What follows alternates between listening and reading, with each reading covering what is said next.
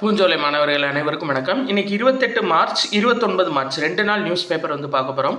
So headline என்ன அப்படின்னு சொல்லி பார்த்தீங்கன்னா, பெட்ரோல் டீசலுக்கான கலால் வரி ரூபாய் 10 குறைப்பு அப்படின்னு சொல்லியிருக்காங்க. ஆக்சுவலாக என்ன அப்படின்னா, அதாவது டீசல் மீதான ரூபாய் 10 கலால் வரி முழுமையாக நீக்கப்பட்டது. அதாவது டீசலுக்கு 10 ரூபா கலால் வரி போட்டிருந்தாங்க, அது டோட்டலாக நீக்கிட்டாங்க. பெட்ரோலுக்கு 13 ரூபா கலால் வரி இருந்துச்சு, அதில் 10 ரூபா குறைக்கப்பட்டு 3 ரூபா தான் கலால் வரி இருக்குது. அப்போ பெட்ரோல் விலை 10 ரூபா குறையுமா அப்படின்னா குறையாது. ஏன் அப்படின்னா, அதாவது இந்த ஈரான் அமெரிக்கா போருக்கு முன்னாடி ஒரு பீப்பாய் கச்சா எண்ணெய்ன்றது $70 to $80 தான் இருந்துச்சு. ஆனால் இப்போ $120 இருக்குது ஒரு பீப்பாய் கச்சா எண்ணெய் அப்படின்றது. சரிங்களா? ஏன்னா அந்த கச்சா எண்ணெயை இறக்குமதி பண்ணி தான் நம்ம பெட்ரோல் டீசல் எல்லாம் தயாரிப்பாங்க. அப்போ எண்ணெய் நிறுவனங்கள் ஆட்டோமேட்டிக்காக ரேட்டு கூட்டியிருக்காங்க. அப்போ அது மக்கள் மீது பிரதிபலிக்காமல் இருக்கணும் அப்படின்றதுக்காக இந்த 10 ரூபாய் கலால் வரியில் குறைச்சிருக்காங்க. அப்போ என்ன, இப்போ ரேட் அதே இதில் மெயின்டைன் ஆகும். சரிங்களா? அப்போ அதுதான் கலால் வரி குறைச்சிருக்காங்கன்னா பெட்ரோல் ரேட் குறையாது, பட் கூடாமல் தடுக்கிறதுக்காக இந்த முறை அப்படின்னு சொல்லியிருக்காங்கப்பா. சரியா? Right, okay. அடுத்தது பார்க்கலாம். இந்த ஸ்மைல் திட்டம் பாருங்க, இது ரொம்ப முக்கியமானது. யாசகம் எடுப்பவர்கள் ஆதரவற்றோர்களுக்கு மறுவாழ்வு அளித்து அவர்களை சமூகத்துடன் மீண்டும் ஒருங்கிணைக்கும் நோக்கத்துடன் துவங்கப்பட்ட ஸ்மைல் திட்டம். சரிங்களா? அதாவது இந்த சாலை ஓரங்களில் யாசகம் எடுக்கிறாங்கள, பிச்சை எடுக்கிறாங்கல்ல, அவங்களத்தான் யாசகர்கள்னு சொல்லுவாங்க. ஸோ அந்த யாசகம் எடுப்பவர்கள் ஆதரவற்ற வயதானவர்கள் இருப்பாங்கள்ல, அவங்க எல்லாமே சாலை ஓரத்தில் விடப்பட்டு குடும்பத்தினரால் பராமரிக்க முடியாமல் இருப்பாங்க. அவங்க எல்லாத்தையும் மீட்டு மறுபடியும் சமூகத்துடன் இணைக்கிற ஒரு முக்கிய நோக்கம் ஸ்மைல் திட்டம். சரியா? Right, okay. அடுத்தது பார்க்கலாம்.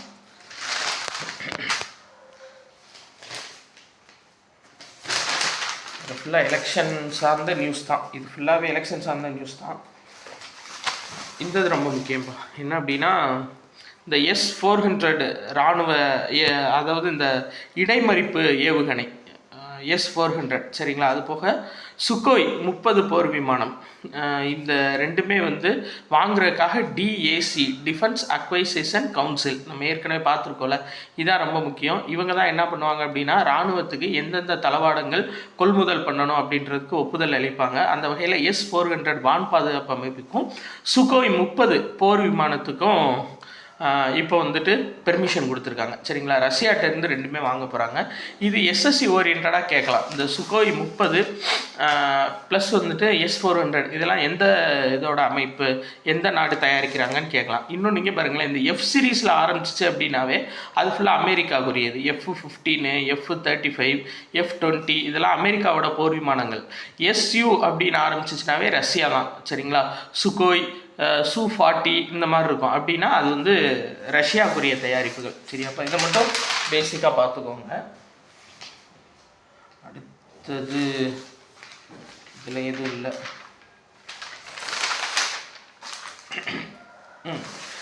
இது ரொம்ப முக்கியமான நியூஸ். என்ன அப்படின்னா, அமெரிக்காவின் முதல் புகலிட துறைமுகங்கள் அப்படின்னு கொடுத்துருக்காங்க. இந்த புகலிட துறைமுகங்கள்னா என்னன்னா, இப்போ கப்பல் பயணிச்சுட்டு வர்றாங்கல்ல, இந்த கடல் ஓரங்களில் பயணிச்சுட்டு வர்றாங்க, திடீர்னு ஒரு ஆபத்து ஏற்பட்டுருது கப்பலுக்கு. பயணிகள் கப்பலாக இருக்கட்டும், இல்லை பிற நாட்டு இராணுவ கப்பல்களாக இருக்கட்டும், ஏதோ ஒரு இன்ஜின் ஃபெயிலியர் ஆயிடுது, இல்லை எண்ணெய் கசிவு ஆயிடுது. அப்போ அந்த இதை தடுக்கிறதுக்காக அங்கங்கே 2 புகலிட துறைமுகங்கள் அமைக்க போகிறாங்க. இப்போ அரேபிய கடல் வழியாக வரக்கூடிய கப்பல்களை அப்படி எது ரிப்பேர் ஆச்சுன்னா டக்குன்னு பக்கத்தில் இருக்கக்கூடிய ஒரு துறைமுகத்தில் நிப்பாட்டி அவங்களுக்கு தேவையான எல்லாத்தையுமே சீர் செஞ்சு மறுபடியும் அனுப்புறது தான் இந்த புகலிட துறைமுகங்களோட முக்கிய நோக்கம். அப்படி அரபிக்கடலில் ஒரு இடமும், இங்கிட்டு பே ஆஃப் பெங்கால் இருக்குது பார்த்தீங்களா, அந்த பே ஆஃப் பெங்கால் வங்கக்கடல். சரிங்களா? அந்த வங்கக்கடல் வழியாக வரக்கூடிய கப்பல்களுக்கு பாதுகாப்பு அளிக்கிறதுக்கு ஒரு துறைமுகமும் வைக்க போகிறாங்க. சரிங்களா? அது என்ன அப்படின்னா, அதாவது ஃபஸ்ட்டு லெஃப்ட் சைடு மேற்கு கடற்கரையில் மகாராஷ்டிரா மாநிலத்தில் உள்ள ரைகாட் மாவட்டத்தில் திஹி துறைமுகம். சரிங்களா? அந்த இருக்குது பார்த்தீங்களாப்பா, திஹி துறைமுகம். இதான் இங்கே ஒரு துறைமுகமும், ப்ளஸ் அது போக ஒடிசாவில் உள்ள கோபால்பூர் துறைமுகம். சரிங்களா? இங்கே இருக்குது கோபால்பூர் துறைமுகம். இந்த 2 துறைமுகமும் புகலிட துறைமுகமாக விளங்கும் அப்படின்னு சொல்லியிருக்காங்க. சரியா? இது ரொம்ப முக்கியமானதுப்பா, ஞாபகம் வச்சுக்கோங்க. Right, okay. வேறு இது வந்து அதானி நிறுவனம் தான் ஃபஸ்ட்டு நிறுவ போகிறாங்க. பட்டு இந்த ப்ரைவேட் ஓரியன்டாக கேட்க மாட்டாங்க. இந்த 2 துறைமுகம் மட்டும் புகலிட துறைமுகங்கள் எதுன்னு ஞாபகம் வச்சுக்கோங்க. அமெரிக்காவில் ஃபஸ்ட்டு டைமாக ஒரு அதிபரோட கையெழுத்து வந்து அவங்க ரூபா நோட்டில் பொறிக்க போகிறாங்க. டொனால்டு ட்ரம்ப்போட கையெழுத்து. ஏன்னா 1860 அந்த சம்திங்லேருந்து வந்து 61லேருந்து பார்த்தீங்கன்னா பொதுவாக ரூபா நோட்டுகளில் அந்த நாட்டோட கருவூல அதிகாரி, நிதியமைச்சர் இவங்களோட கையொப்பம் தான் இருக்கும். ஃபஸ்ட்டு டைமாக அமெரிக்காவில் ஒரு அதிபரோட கையெழுத்து வரப்போகிறது. இது அமெரிக்கா நோட்டில், ரூபாய் நோட்டுகளில். சரிங்களா? வேறு அடுத்து 29 நியூஸு.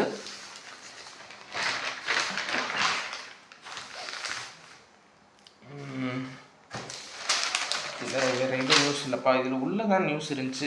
இந்த இது ஞாபகம் வச்சுக்கோங்க. 2019ஆம் ஆண்டு பாலினத்தார் உரிமைகள் பாதுகாப்பு சட்டம். இது ஞாபகம் வச்சுக்கோங்க. மாற்று பாலினத்தார் உரிமைகள் பாதுகாப்பு சட்டம் எந்த ஆண்டு அப்படின்னா 2019ஆம் ஆண்டு. ஞாபகம் வச்சுக்கோங்க. Right, okay. 3ஆம் பாலினத்தவர் உரிமைகள் பாதுகாப்பு சட்டம் கரெக்டு தான்.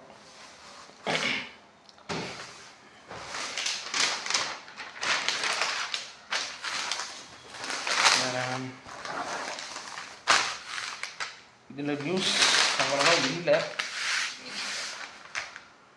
இருக்குல்ல. அதாவது தேசிய அறிவியல் விருதுகள், விஞ்ஞான் ரத்னா விருது, அந்த இதெல்லாம் கொடுப்பாங்களே, அது சார்ந்து போட்டிருக்காங்க. இந்த தேசிய அறிவியல் விருதை யார் தேர்ந்தெடுப்பாங்க அப்படின்னா அறிவியல் தொழில்நுட்ப அமைச்சகம் மற்றும் அறிவியல் தொழில்நுட்ப ஆராய்ச்சி கவுன்சில். இதை மட்டும் ஞாபகம் வச்சுக்கோங்க. ஏன்னா அந்த அறிவியல் விருதுகள் வந்து நம்ம அந்த 4 பிரிவில் கொடுப்பாங்க. நம்ம ஏற்கனவே பார்த்துக்கோம். விஞ்ஞான் ரத்னா தகைசால் பங்களிப்புகளை அங்கீகரிக்கும் விஞ்ஞான் ஸ்ரீ விருது, இளம் விஞ்ஞானிகளை ஊக்குவிக்கும் விஞ்ஞான் யுவா விருது, விஞ்ஞானிகளின் குழுவை அங்கீகரிக்கும் விஞ்ஞான் குழு விருது. இந்த 4 பிரிவில் வந்து தேசிய அறிவியல் விருதுகள் கொடுப்பாங்க. ஆக்சுவலாக 2024 ஆரம்பித்து 24, 25 கொடுத்துட்டாங்க. இப்போ 2026 கொடுக்க போகிறாங்க. நம்மளுக்கு எக்ஸாம் பாயிண்ட் ஆஃப் வியூவில் பார்க்க வேண்டியது இதான்.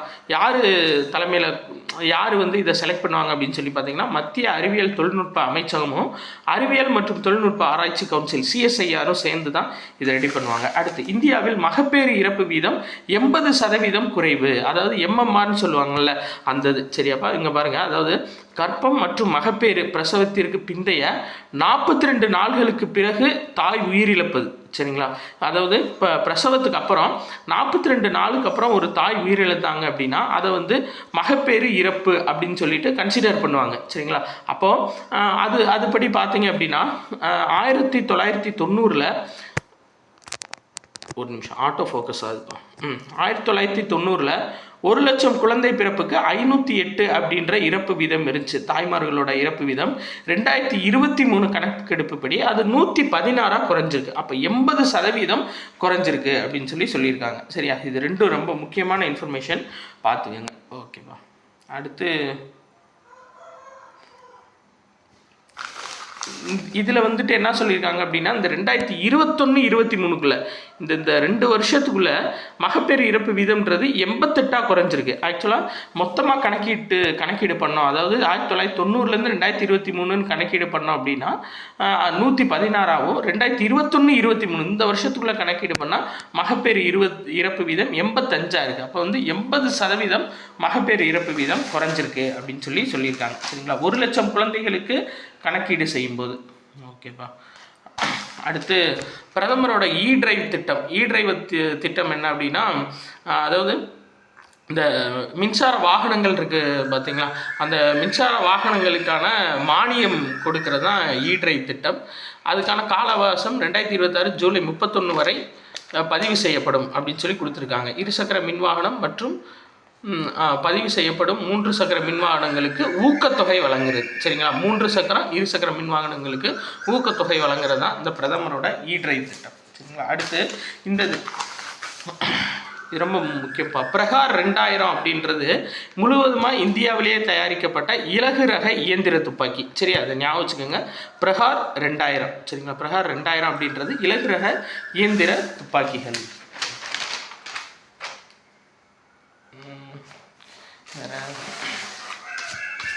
பாருங்க, முதல்வர் விருது தமிழ்நாடு சர்ஃபிங் சம்மேளனத்தோட தலைவர் அருண் வாசு, சரிங்களா, அருண் வாசு அவருக்கு சிறந்த விளையாட்டு அமைப்பாளருக்கான முதல்வர் விருது வழங்கப்பட்டிருக்குப்பா.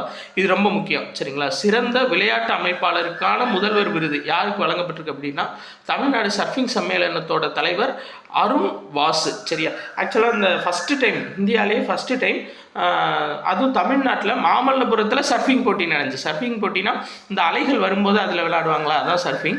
ஸோ அதை வந்து சிறப்பாக நடத்தி கொடுத்ததுக்காக சர்ஃபிங் சம்மேளனத்தோட தலைவர் அருண் வாசு அவருக்கு வந்து பார்த்தீங்க அப்படின்னா சிறந்த விளையாட்டு அமைப்பாளருக்கான முதல்வர் விருது கிடைச்சிருக்கு. இது ரொம்ப ரொம்ப முக்கியமான இன்ஃபர்மேஷன், பார்த்து வச்சுக்கோங்க, சரிங்களா. Right, okay. அடுத்தது